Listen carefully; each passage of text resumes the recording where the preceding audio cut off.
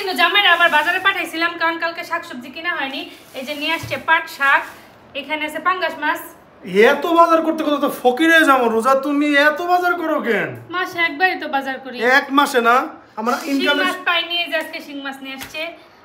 এটা খুলো, এটা খুলে দেখাও। অনেক দিন ধরে পাঙ্গাস খাই না।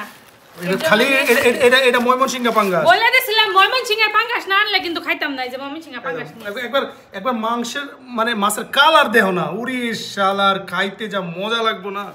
এটাতে আছে পাবদা। আর এখানে আরেকটা জিনিস আছে, এটা আপনারা বলেন তো এটা কি? এটা কিন্তু আমি কাটতেও পারি না, রাঁধতেও পারি না, আমার জামাই হুদাই কিনে।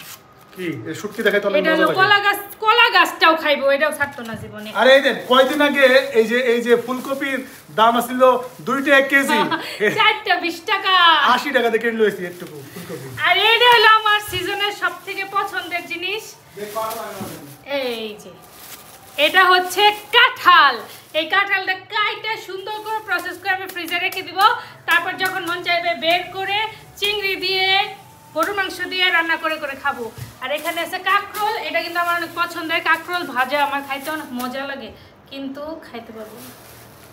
তো এই হলো বাজার আমাদের, মানে বাজার পুরায় না মানুষ আমরা 3-4 জন, কিন্তু বাজার লাগে কত টাকার।